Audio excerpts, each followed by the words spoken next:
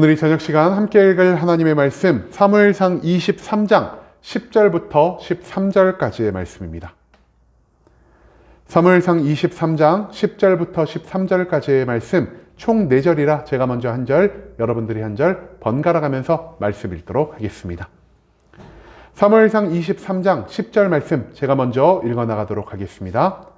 다윗이 이르되 이스라엘 하나님 여호와여, 사울이 나 때문에 이 성읍을 멸하려고 그일라로 내려오기를 꾀한다 함을 주의 종이 분명히 들었나이다. 그일라 사람들이 나를 그의 손에 넘기겠나이까? 주의 종이 들은 대로 사울이 내려오겠나이까? 이스라엘의 하나님 여호와여, 원하건대 주의 종에게 일러 주옵소서. 여호와께서 이르시되 그가 내려오리라 하신지라.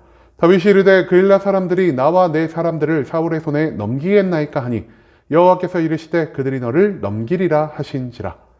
다윗과 그의 사람 600명 가량이 일어나 그일라를 떠나서 갈 수 있는 곳으로 갔더니 다윗이 그일라에서 피한 것을 어떤 사람이 사울에게 말하매 사울이 가기를 그치니라. 아멘. 오늘 이 시간 우리는 세상과 다른 하나님이라는 제목을 갖고 오늘 우리가 읽은 하나님의 말씀 함께 나누는 시간 갖도록 하겠습니다. 이스라엘의 역사를 통해 진정한 왕은 누구이며 왕권은 어디에서부터 나오는지를 가르쳐주는 사무엘상 23장의 말씀을 갖고 함께 나누는 시간 갖고 있습니다. 오늘 본문 말씀 가운데에서 우리는 다윗을 대하는 세상과 하나님의 차이점이 무엇인지를 찾아볼 수 있게 될 것입니다. 그렇다면 하나님과 세상 중 우리가 더욱 신뢰하며 살아가야 하는 것은 무엇인지 오늘 본문 말씀 한 절 한 절 찾아며 함께 알아보는 시간 갖도록 하겠습니다. 먼저 본문 10절 말씀에서 성경은 이렇게 말합니다. 다윗이 이르되 이스라엘 하나님 여호와여, 사울이 나 때문에 이 성읍을 멸하려고 그일라로 내려오기를 꾀한 다음을 주의 종이 분명히 들었나이다. 10절 말씀에서 우리는 블레셋에게서 그일라를 지켜낸 다음 다윗에게 어떤 일이 발생했는지를 찾아볼 수 있게 될 것입니다. 사울을 피해서 도망치고 있는 와중에도 이스라엘 백성들을 향한 긍휼함에 따라 그리고 하나님의 명령에 따라 다윗은 그일라라는 성읍을 구원하게 됩니다. 하지만 그일라 성읍을 구원한 이후 다윗의 부하들이 걱정한 것처럼 다윗이 그일라에 나타났다는 소식을 접해 듣게 되었고요. 즉시 군대를 모아서 그일라로 진격하는 모습을 보였다는 것이죠. 사울은 군대를 보내어 그일라 성과 그 안에 들어간 다윗과 무리들을 포위하려 했고요. 이로 인해 다윗은 다시 한번 생명의 위협을 받게 되었다는 것입니다.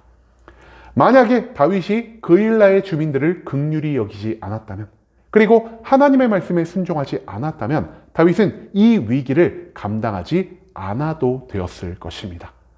한마디로 다윗이 했던 선한 행위가 그리고 하나님께 순종하는 그 행위가 오히려 다윗의 삶에 위기를 불러오게 되었다는 것을 오늘 이 말씀은 우리들에게 보여주고 있다는 것이죠.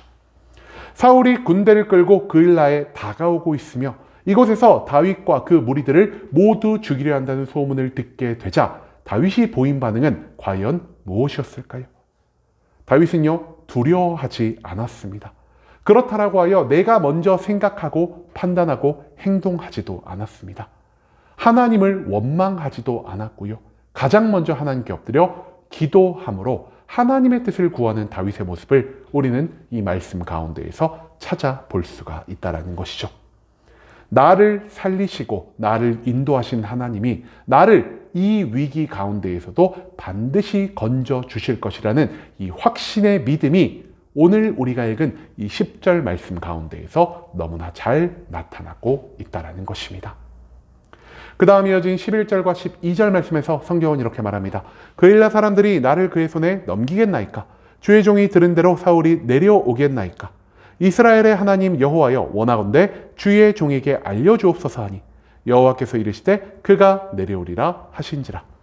다윗이 이르되 그일라 사람들이 나와 내 사람들을 사울의 손에 넘기겠나이까 하니 여호와께서 이르시되 그들이 너를 넘기리라 하신지라.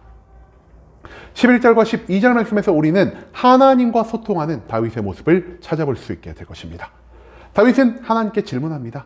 하나님, 정말로 제가 들은 대로 사울이 제가 있는 곳을 알아차렸으며 나와 내 무리를 죽이기 위해 이 그일라 성읍으로 다가오고 있는 것입니까?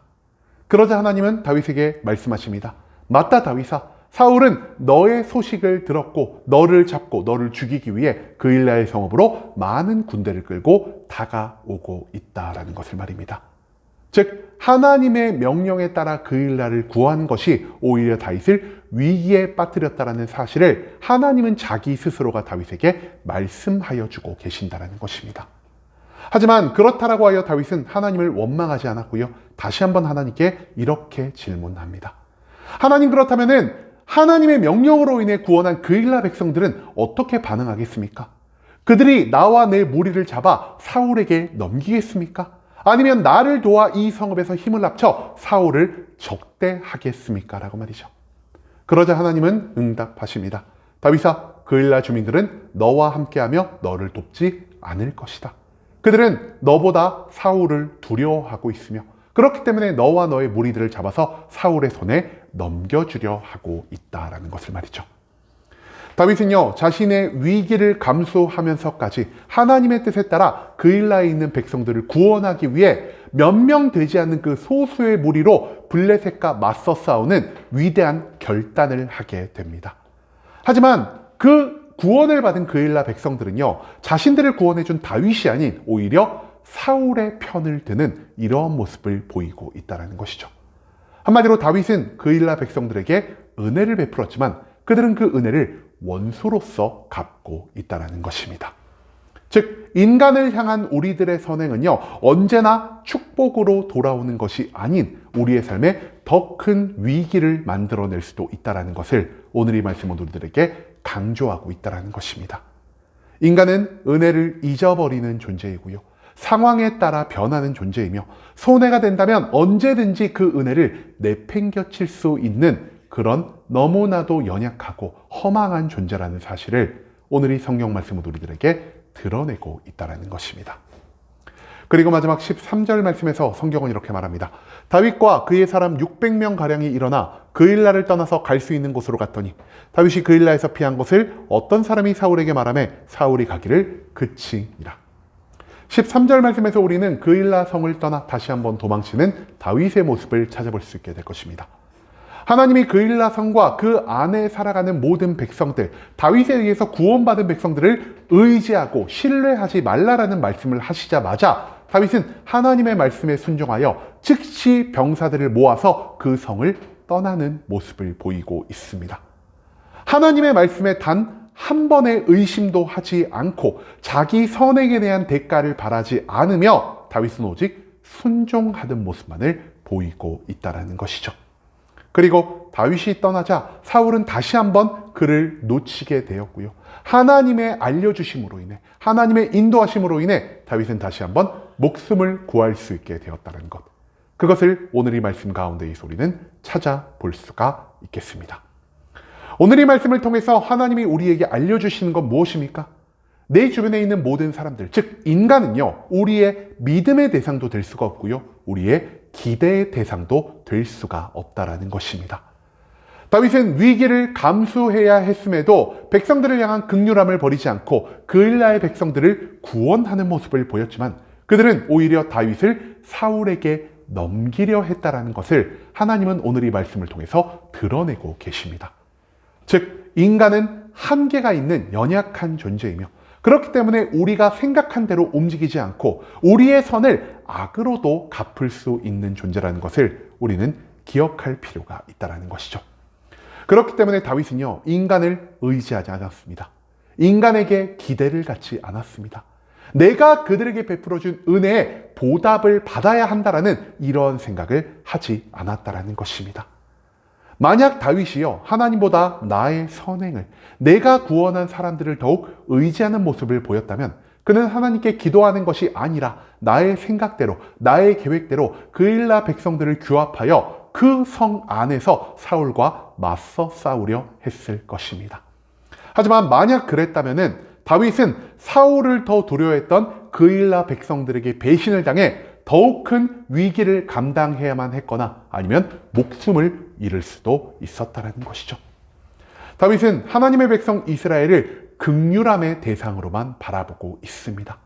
한마디로 다윗은 저들에게 사랑을 베풀기만 할 뿐 저들을 신뢰하거나 저들에게 무언가를 받을 것을 예상하고 그들을 구원한 것이 아니었다라는 것이죠.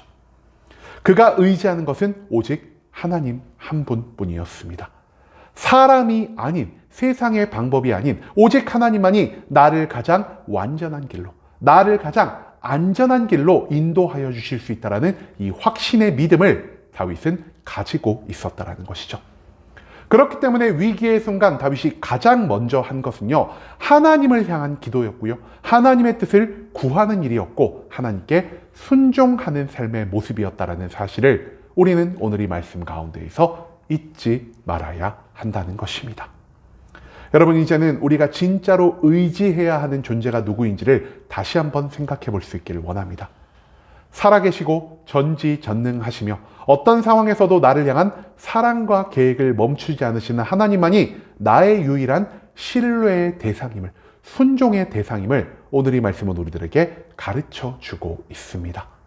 하나님을 신뢰하고 하나님의 말씀에 순종하며 하나님의 뜻대로만 살아감으로 인해 그분이 우리를 위해 예비하신 모든 안전함을, 모든 좋은 것을, 모든 구원과 축복의 삶을 누리며 살아갈 수 있는 순복음 함께하는 교회 모든 성도님들이 될 수 있길 간절한 마음으로 소망하겠습니다.